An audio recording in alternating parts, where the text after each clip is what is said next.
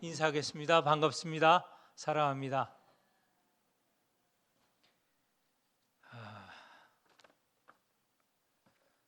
권사가 되면 몇 가지 변하는 게 있죠. 물론 마음의 변화가 크겠죠.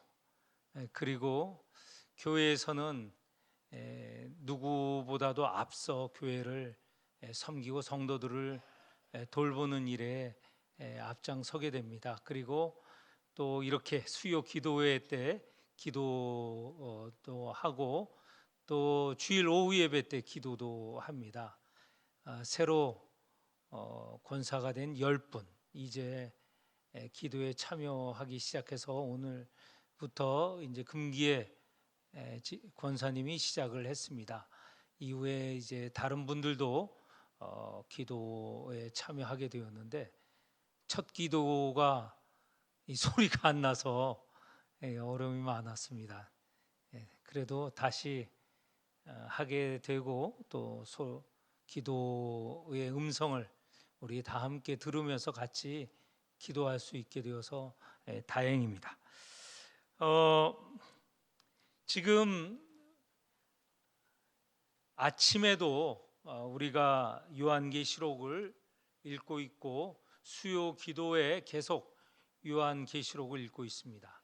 그런데 오늘 본문하고 수요 기도회인 오늘 본문하고 내일하고 모레 아침 새벽 기도의 본문이 같습니다. 이 교차가 되는 것이죠. 오늘 수요 기도의 본문하고 내일 목요일 모레 금요일 본문이 같습니다. 그렇게 해서 앞으로 그 새벽 기도의 본문이 이제 더 앞서 나갈 것 같습니다. 그렇지만 수요 기도에 따라가면서 우리가 요한계시록을 더 깊이 생각하는 그런 시간을 가지려고 합니다. 오늘 16장 본문은 마지막 세 번째 이 시리즈 가운데 세 번째 시리즈의 진노입니다. 7 대접 재앙에 관련되어서 말씀을 드립니다. 1절에 보면 성전에서 큰 음성이 나고 7 천사들이 이 지금 하늘의 광경을 보고 있는 비전을 환상을 보고 있는 요한에게 보여지는 것이죠. 그 7 천사가 하늘에서 음성이 7 천사에게 가서 하나님의 7 대접을 땅에 쏟으라 이렇게 말합니다. 이 대접이라는 것은 이스라엘의 제사에서는 이런 넓은 대접, 이 깊이가 얇고 넓은 대접은 없습니다.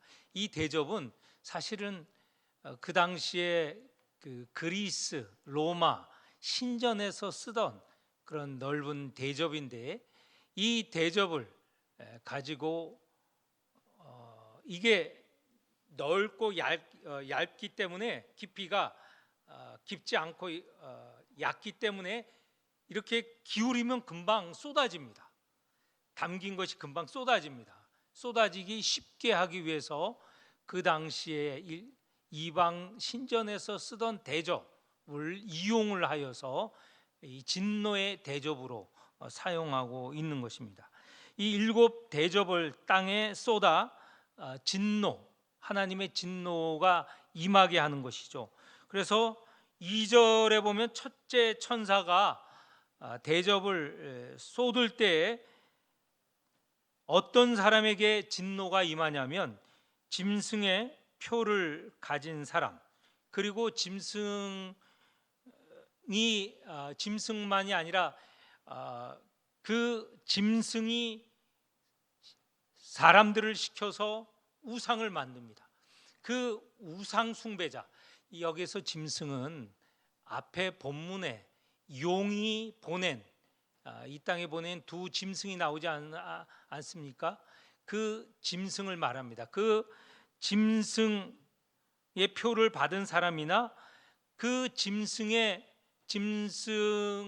인하여 우상을 만드는데 그 우상 숭배하는 자들에게 임하는 진노는 종기입니다. 악하고 독한 종기가 나는데, 앞에 그 일곱 봉인의 재앙이나 일곱 나팔의 재앙이나 오늘 여기에 보는 일곱 대접 재앙이나 다 그 재앙의 모습의 대부분은 구약의 출애굽할 때 그 애굽에서 있었던 10가지 재앙의 모습을 띠고 있습니다. 여기서 독한 종기도 애굽에서 있었던 그런 재앙의 한 모습입니다. 그런 종기가 나는 그런 재앙이 임하였죠. 이 둘째 대접이 쏟아지는 곳은 바다입니다. 앞에 첫 번째는 땅이고 둘째는 바다인데, 이 바다가 피로 바뀌게 됩니다. 그러면서 바다에 사는 생물들이 다 죽게 되었죠. 그런데 앞에 그 출애굽에서 말한 이 강이, 나일강이 피로 바뀌거든요. 나일강도 물론 크지만 그 앞에 출애굽이 있을 때 일어났던 10가지 재앙은 그 규모가 오늘 이 지금 일곱 대접으로 인해서 일어나는 재앙보다는 작습니다. 오늘 일곱 대접의 재앙은 보면 그게 굉장히 커요. 그냥 바다 전체를 말하고 있죠. 그리고 첫 번째 재앙도 보면 땅 전체에 말하고 있습니다. 땅 전체를 말하고 있고, 두 번째는 바다 전체를 말하고 있습니다. 바다 가운데 있는 생물이 다 죽게 되었다는 것이죠. 세 번째 천사가 대접을 부었을 때 4, 5, 6, 7 4절인데 거기서 보면 강과 물 근원이 피가 됩니다. 앞서 나팔 재앙 가운데서도 여기에 강과 물 근원이 그 오염이 되는 경우가 있는데, 거기서는 3분의 1 정도인데 여기는 그런 말이 없습니다. 그러니까 강과 물, 샘 전체가 다 피로 물들게 된 것이죠. 그러니까 마지막 재앙이라고 한 것처럼 16장 1절, 15장에 보면 15장 1절에 보면 앞으로 있을 일곱 대접 재앙이 마지막 재앙이라고 했거든요. 그래서 15장 1절이 그랬고 16장은 바로 앞에 15장 1절에서 말한 대접 재앙이 여기서 이제 일어나는 겁니다. 직접 일어나는 것인데, 그 규모가 이제 전 지구적인 현상으로 일어나게 된 것. 마지막 재앙이라는 것이 바로 온 사람이 사는 그 모든 영역에 다 미치는 것이죠. 땅이든 바다든 또 사람이 살아갈 수 있는 강이나 샘물, 이게 먹는 물 아닙니까? 그 모든 것이 다 이제 죽음을 피할 수 없는 그런 재앙으로 바뀌게 되었습니다. 그런데 16장 그 4절에서 7절에 강과 물 근원이 피로 바뀌는 이런 재앙을 말하고 있는데, 그 재앙이 있고 4절에 있고 5, 6, 7절에 보면 거기에 물을 차지한 천사, 그리고 7절에 보면 제단, 이 두 천사와 제단이 마치 말을 하는 것처럼, 제단이 마치 살아있는 사람처럼 또는 살아있는 어떤 존재처럼 그렇게 제단이 말을 하게 됩니다. 천사나 제단이 말하는 내용을 보면 하나님을 경외하고 경배하는 내용입니다.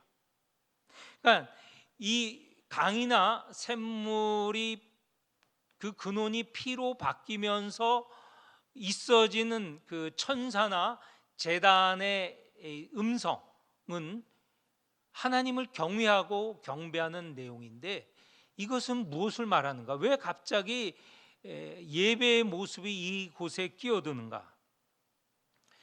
앞에서도 여러 재앙들, 그러니까 나팔 불 때의 이 재앙들 사이에 보면 이 생물이라든가 또는 천사가 하나님을 경외하는, 그리고 경배하고, 또는 어떤 경우에는 검은 고를 키면서 또 노래하는 그런 내용들이 삽입이 되어 있거든요.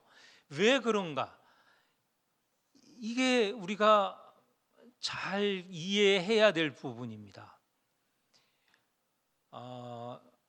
이 존재들, 지금 물을 차지한 천사, 그 물을 피로 바꾸는 이 천사가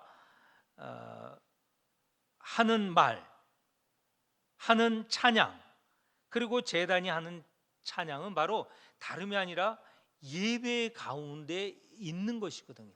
그러니까 앞에 첫 번째, 두 번째, 세 번째 천사들이 이 대접을 붓는 행위는 예배와 연관된 행위예요. 예배와 연관된. 그건 첫 번째, 두 번째, 세 번째 천사가 대접을 붓는, 그것은 어디에서 일어나는 일이냐면 예배 가운데 있는 행위예요. 그리고 이후에 네 번째 이하의 다른 천사들도 마찬가지입니다. 예배 가운데 이런 대접을 붓는 재앙이 있는 것인데, 이게 예배 가운데 있다는 거예요. 우리는 이렇게 생각할 수 있습니다. 우리에게 복을 내리고 하는 것, 예배 가운데 하나님께서 우리에게 주시는 말씀이죠. 예배의 말씀 가운데 복이 선포되고, 그리고 예배 가운데 우리는 또 하나님의 이름을 높이고 찬양합니다. 그런데 그것만 있는 게 아니고 예배 가운데 저주도 있어요. 하나님의 말씀을 보면 우리가 하나님의 말씀이 온통 복과 구원의 말씀만이 있는 게 아니고 하나님의 말씀 가운데 저주와 그리고 심판의 말씀이 있지 않습니까? 우리가 예배 가운데 이 말씀을 할 때 복과 구원의 말씀만 선포하는 게 아니고 예배 가운데 저주와 심판의 말씀도 같이 선포하잖아요. 그런 의미가 있다는 겁니다. 여기에 첫 번째, 두 번째, 세 번째 천사가 대접을 부어 이 재앙을 지금 땅과 바다와 그리고 물의 근원들에게 부어지는 이것 역시 예배 가운데 일어난 일이라는 거예요. 우리는 이 저주는 예배와 관계없이 어떤 다른 시간, 어떤 다른 장소에서 선포되는 것으로 아는데, 그냥 우리가 한번 생각해 보십시오. 이런 저주와 심판도 여전히 말씀 가운데 그리고 예배 가운데 선포되어지는 것이거든요. 그러니까 이 천사들의 하는 이 행위, 대접을 붓는 행위는 바로 하늘 예배 가운데 있어지는 행위라는 거예요. 이 말씀에서 우리가 예배를 한편으로는 감사와 찬양이지만 또 한편으로는 경외하는 그런 두려워하는 마음을 가지고 참석하여야 되는 그런 의미가 있습니다. 자, 5절에 보면 물을 차지한 천사가 말하는데, 거기에 보면 전에도 계셨고 지금도 계신 거룩하신 이여 이렇게 심판하시니 의로우시도다. 심판하시는 것이 의로우시는 것이, 악에 대해서 심판하시는 것, 사탄에 대해서 심판하시는 이것이 의롭다는 것이죠. 당연하신 것 아닙니까? 불의에 대해서, 악에 대해서 심판하는 것, 그 의로운 하나님의 선포이고 행위이죠. 이게 예배 가운데 지금 있는 이 물을 차지한 천사가 하는 그런 말씀입니다. 6절에도 마찬가지입니다. 성도들과 선지자들이 피를 흘렸다는 것, 이것은 이 성도들과 선지자가 피를 흘림으로 인하여서 하나님의 나라에서 하나님의 보좌 어린 양 예수 그리스도와 함께 영원히 사는 그런 은혜와 복을 누리게 되는 것이죠. 그런데 이 지상에서 이들의 고난, 순교는 다름이 아닌 이 사탄과 사탄의 무리들에 인하여서 고난과 순교를 당한 것 아닙니까? 그렇게 행한, 악을 행한 자들에게는 심판이 이루어진다는 것이죠. 그래서 이 땅이 이 샘 근원 강물이 피로 바뀌어서 모든 이들이, 믿지 않는 모든 이들 그리고 믿는 이들 심판한 그 핍박을 가한 이들이 이런 재앙을 맞게 되었다는 것입니다. 7절에 보면 제단은 이렇게 말하고 있습니다. 앞에 말한 천사가 하는 말, 하나님의 심판이 의롭고 그 다음에 성도들의 그리고 선지자들의 피 때문에 저 믿지 않는 자들은 이 샘 근원이 피로 바뀌어서 죽게 된 재앙을 받았다라고 이 천사가 말한 것에 대해서 제단이 동의를 합니다. 그러하다. 하나님이 심판하는 것이 참되고 의로우시다. 자, 앞에 첫 번째, 두 번째, 세 번째 천사가 대접을 쏟아 재앙을 내리는 것 심판 아닙니까? 이 심판에 대해서 천사나 제단이나 다 그 하신 하나님의 하신 일이 의롭다라고 예배 가운데 찬양을 합니다. 한편에는 천사들이 재앙을, 하나님의 명령을 받아서 재앙을 내리는 것이고, 또 한편 이 천사와 제단은 그렇게 하신, 심판하신, 재앙을 내리시는 하나님의 역사가 의롭다라고 하는 거예요. 이것을 늘 말씀을 드리지만 복과 그리고 저주는, 그리고 심판과 구원은 늘 같이 가는 겁니다. 한 복만 이루어지고 저주만 따로 이루어지는 것이 아니고 같은 말씀에, 같은 예배에 바로 어떤 이에게는 그것이 복이 되고 어떤 이에게는 저주가 된다는 거예요. 하나님을 믿느니 이 땅에서 인내하고 믿음을 지키는 이에게는 복이 되고 구원이 되고, 그렇지 않고 믿는 이를 핍박하는 이에게는 그것이 저주가 되고 그것이 심판이 된다는 말씀이죠. 그래서 우리는 늘 선택을 해야 됩니다. 우리의 인생은 늘 선택하는 삶입니다. 주님을 따를까? 아니면 주님을 배척할까? 물론 매사가 일일이 다 판단하고 선택하는 것은 아니지만 우리의 삶의 줄거리, 우리의 삶의 방향은 이렇게 선택의 과정이 계속 이어진다는 것이죠. 그래서 시편 1편에 보면 시편의 주제이거든요. 시편 150편의 주제, 그리고 시작하는 것이 시편 1편입니다. 주제이죠. 거기에는 복과 심판, 저주에 대해서 말씀하고 있지 않습니다. 우리의 삶이 늘 그렇다는 것이죠. 그리고 넷째,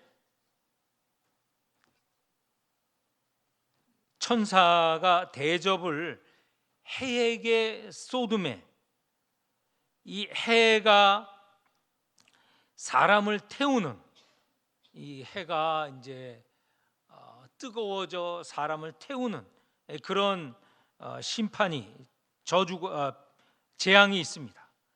그런데 이런 심판이 있을 때 사람들은 어떻게 해야 되겠습니까? 이 심판을 두고 이 심판의 기원이 무엇인지 생각을 해야 되잖아요. 왜 이런 일이 있는가?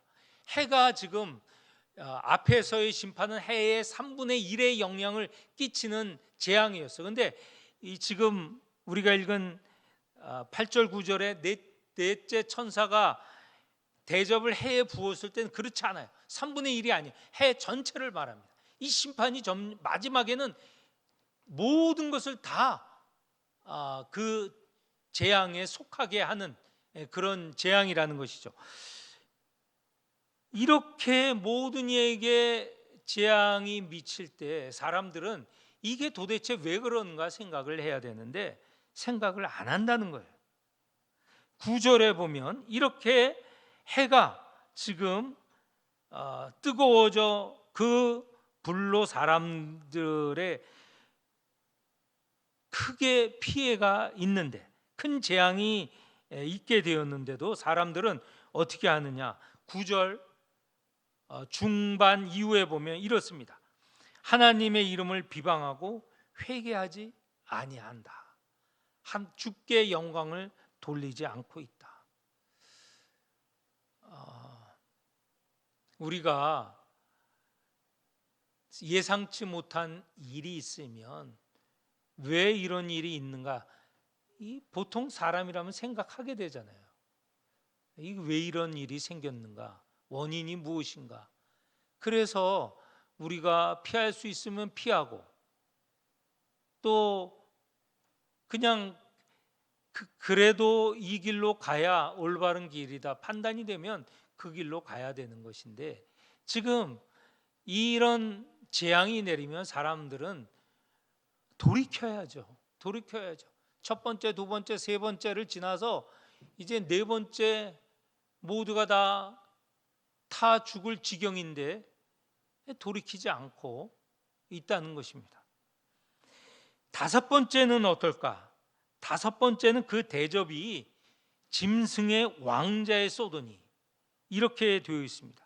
이 재앙은 이 모든 악의 근원인 짐승의 왕자, 악의 근원에게 쏟아집니다.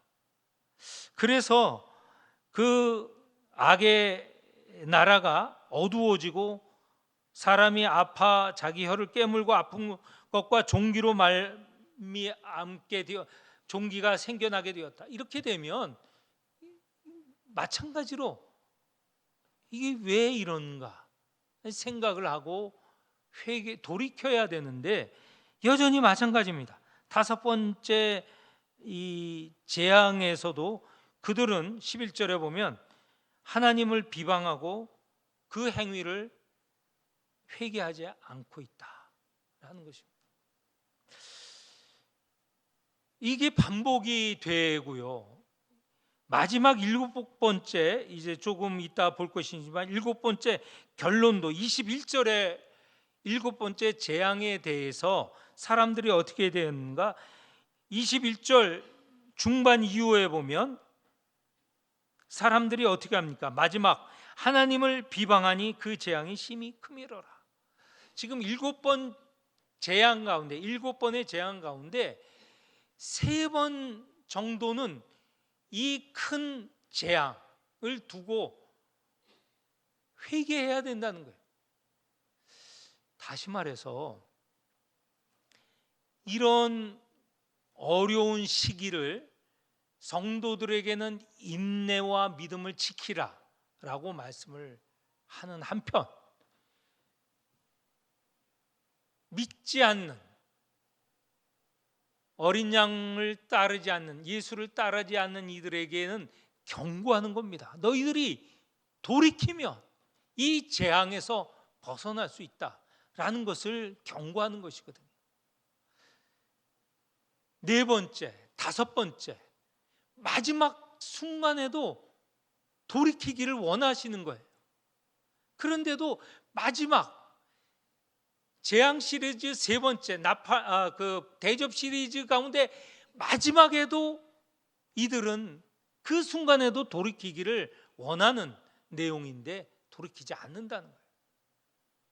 사람의 완악함, 고집이 얼마나 센 것임을 우리는 알 수 있습니다. 구약의 말씀, 선지자의 말씀들 가운데 계속 반복되는 게 있잖아요. 너희가 돌아오면 내가 이 재앙, 이 심판을 멈출 것이다. 심판 중에서라도 너희가 돌아오면 내가 너희를 이 재앙에서 구원할 것이다 라는 말씀이 반복된 것처럼 마지막 가운데, 심판 가운데서도, 마지막 심판에서도 돌이키기를 원하신다는 것을 이 본문에서 우리는 알아야 됩니다. 이 세 번째 시리즈, 네 번째, 다섯 번째, 심지어는 마지막, 그래서 세 시리즈가 모두 7개잖아요. 재앙이 37, 21번째 마지막 재앙에서도 돌이키지 않는다는 거예요.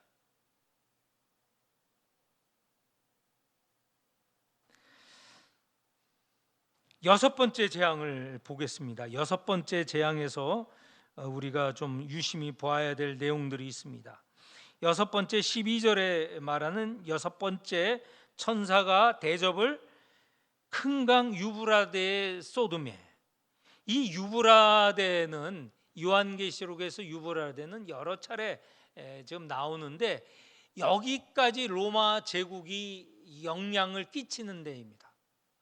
유브라데를 넘어가면, 유브라데 강을 넘어가면 거기는 로마 제국이 영향을 미치지 않는, 그 유브라데 강을 넘어가면 파르티아 군대가 있어요. 파르티아가 로마 군조차도, 천하무적인 로마 군조차도 두려워하게 만드는 그런 군대가 있는 것이 파르티아가 유브라데 강 저쪽에 있습니다. 그들이 로마 제국에 들어오는 것에 대해서 로마인들은 두려워했어요. 그 로마 제국에 있는 모든 이들이 다 두려워했어요. 그들은 그 빠르기가 잽싸고, 그래서 그들이 그 강을 넘어오는 것을 두려워했는데 여섯 번째 대접이 유브라데 강에 쏟아짐에 강물이 말라서 이제 파르티아군이 넘어올 수 있는 거예요. 동방에서 왕들의 길이 예배되었더라. 파르티아군이 들어올 수 있는 길이 열렸다는 거예요. 이 두렵게 되는 거죠.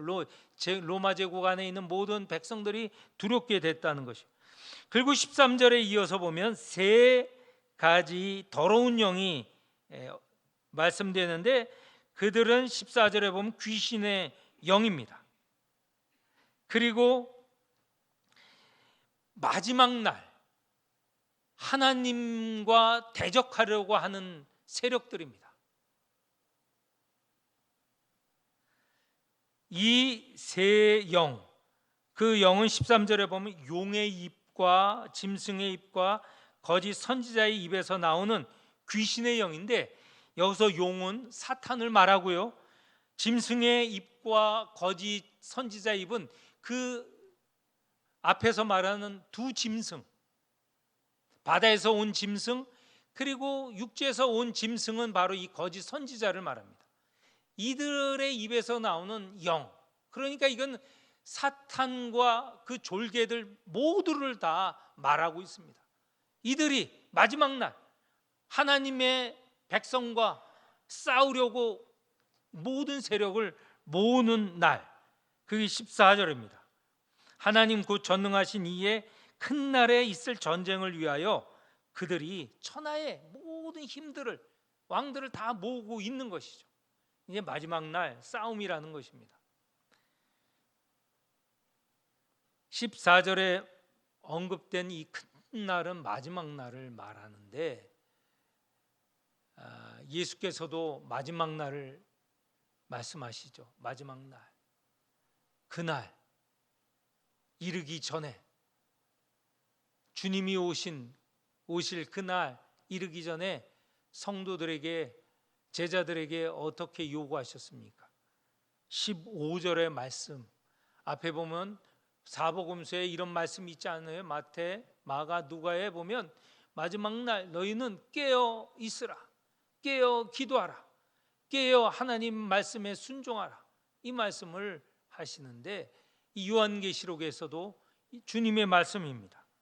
15절 우리 같이 읽도록 하겠습니다. 15절 보라, 내가 도둑같이 오리니 누구든지 깨어 자기 옷을 지켜 벌거벗고 다니지 아니하며 자기의 부끄러움을 보이지 아니하는 자는 복이 있도다.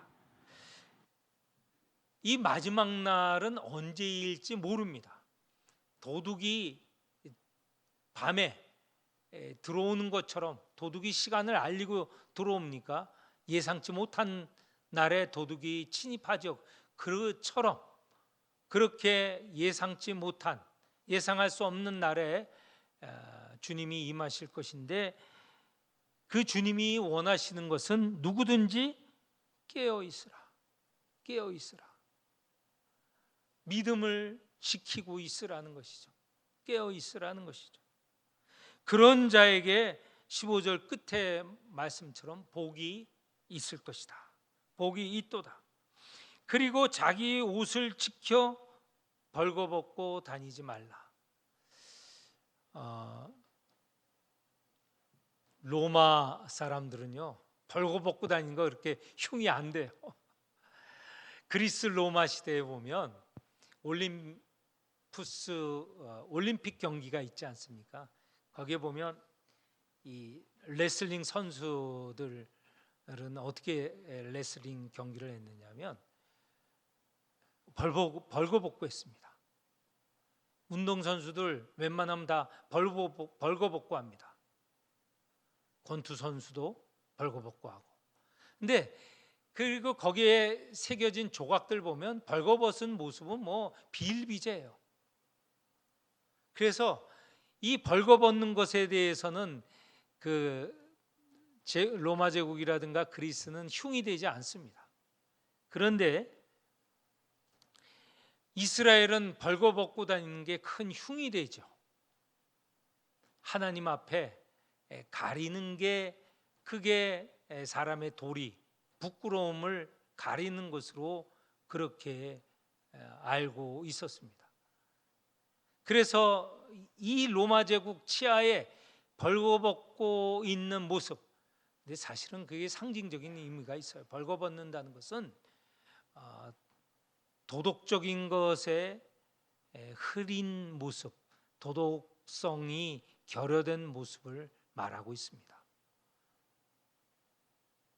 옷을 입고 있다는 것은 도덕성과 윤리를 지키고 있다는 것과 같은 내용이죠.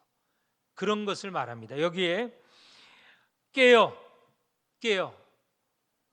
붙일 수 있는 말은 깨어 기도하라, 깨어 주님의 말씀에 순종하라 라는 말과 옷을 지켜, 자기 옷을 지키라고 하는 것은 도덕과 윤리를 지키라는 말씀과 같습니다. 그런 자에게 복이 있다라고 하는 것이고요. 이제 마지막 일곱째 천사의 내용입니다. 일곱째 천사는 17절에서 21절 사이에